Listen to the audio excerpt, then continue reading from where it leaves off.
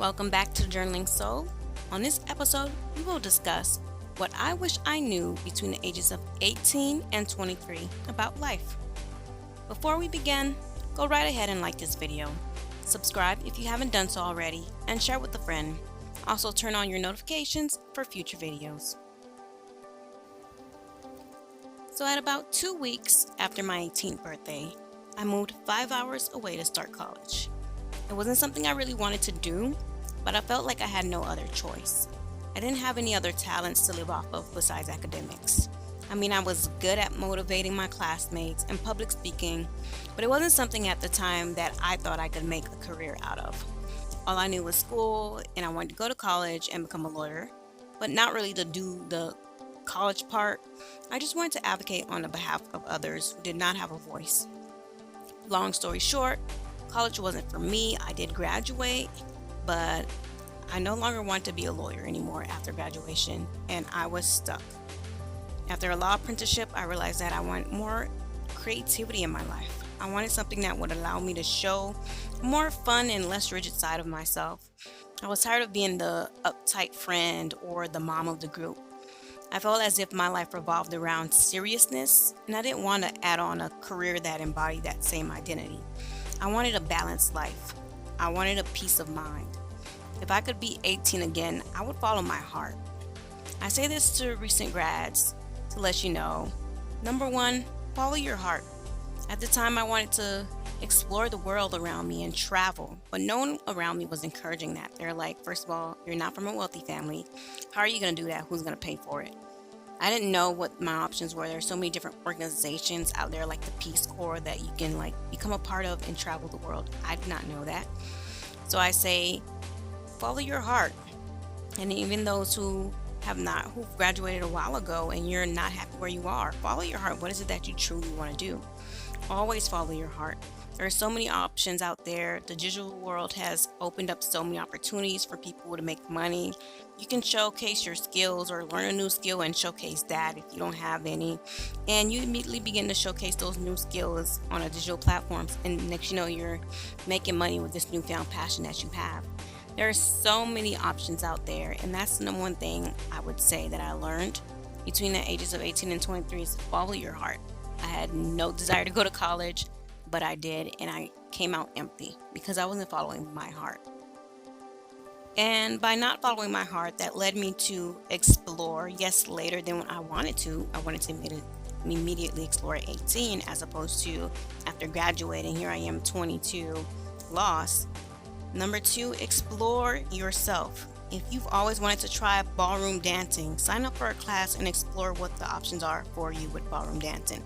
Get a ballroom dancing mentor, talk to people, network, run in the circles that ballroom dancers run in, and see what are your options are. What are the opportunities? You can build a career out of it, but you don't know unless someone tells you or shares with you what the opportunities are.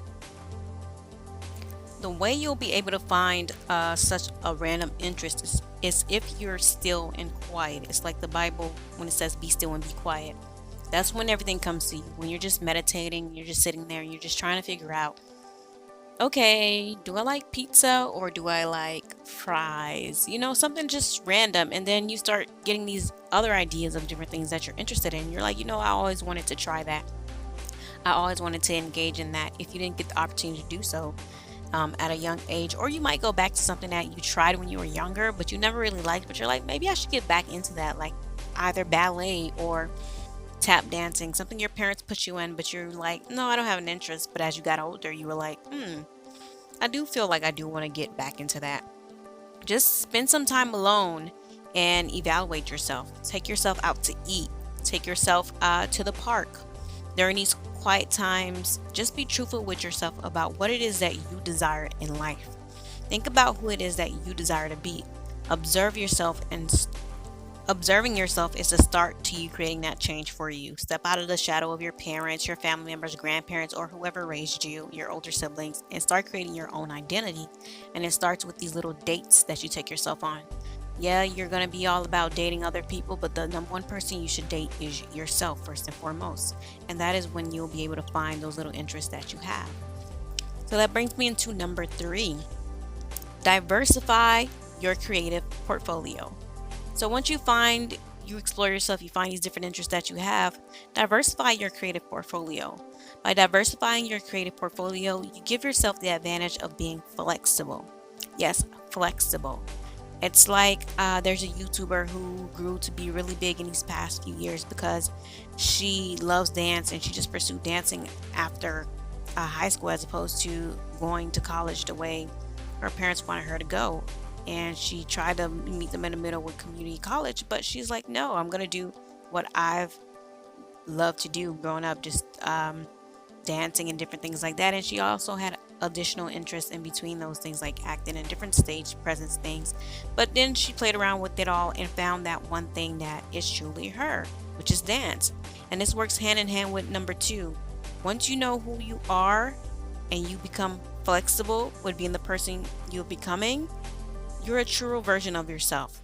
You may have ideas of who you think you are, but then once you start getting in that position of picking, not necessarily picking at yourself, but saying, hey, this is who I am, this is what I like, playing around with different new skills because you've explored yourself, that is when you put yourself into full discovery mode, and skills that you never thought would be your like core identity starts to come out.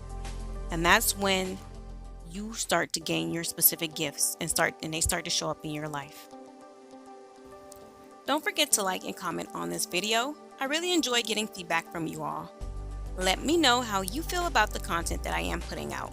Also, comment below journaling topics that you would like for me to discuss. Your ideas can be how-tos or topics that you're interested in me making a journaling video about. Also, if you would like to share your response to a journaling topic that I share here on my platform, that would be great. It's a perfect way for you to start your own YouTube channel just by responding to my journaling topics. You can also submit your links below in the comment section, and I'll be your first subscriber and view your videos. Number 4, ask for feedback. Get mentors and supporters.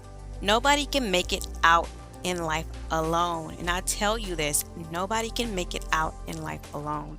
You may have family members who are not supportive. That's okay. There are circles and tribes out there that are more supportive than family members, and that's cool. But you have to get out there and find them. Go out now that you have these new skills that you're interested in. Like I said, go and meet other people who do those things. Find out more. Find mentors in those circles. A mentor is a great way to get feedback about yourself. That person will let you know if they see themselves in you when they were about your age. They'll let you know, and you're like, okay, this is how I see you now, and this is where I see you in the future. That's perfect feedback. If you had a hard time exploring yourself, others around you can give you that feedback. You can ask some questions such as, what are your strengths and what are your weaknesses? What is it that they suggest you work on? Of course, no one's opinion is gold, and yes, all the feedback will be opinions. So do not take them too hard. You're just looking for patterns in the feedback that you receive, and you're adjusting accordingly. And number 5, to top it all off, don't sweat the small stuff. And I mean it. Honestly, I was so sensitive, and I still am sensitive today. And I'm like, that was stupid. There was no need to be sensitive about that. But I didn't grow up in a emotionally stable home. I had to learn that on my own. And so by me exploring things on my own, that's how I'm learning to be stronger. And I'm learning not to sweat the small stuff. Truly do not take anything to heart. Every moment will eventually become a memory. And it's not about the memory. It's about how you take in that memory and store it. Set boundaries and barriers to help you not sweat the small stuff. Learn to say no. Learn to say, no, I'm not interested in that. And people will probably force things on you, but keep being polite and kind and stand your ground. Knowing yourself will also help you not sweat the small stuff. That's going back to number 2. When you explore yourself, you know what you want to get involved in and what you don't want to get involved in. And you'll begin to follow your heart, which will allow you to diversify your creative portfolio. Again, number 3, eventually leaving you open to feedback from others. Number 4, all of these things will lead you to a more put together and peaceful you at 24, because that's when I realized, like, whoa, I wasted a lot of time. So if I could do it all over again, this is what I wish I knew. Just don't sweat the small stuff. You're growing. We're all just growing and aging, the worst thing to do is lie down and play dead. If you're not exploring yourself or exploring the world around you, that's when you should truly be worried.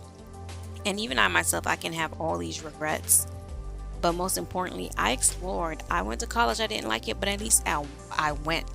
I wanted to try being a nail tech. I went, I tried it. It's not something I want to do full time. Part time is cool with me just to make some money on the side, and it allows me to be creative.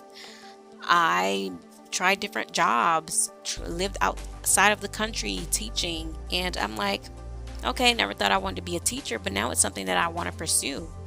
Of course, it doesn't pay, but because I'm open into being flexible and diversifying my creative portfolio, I'm not worried about the pay because I know I can make that from other aspects of my life.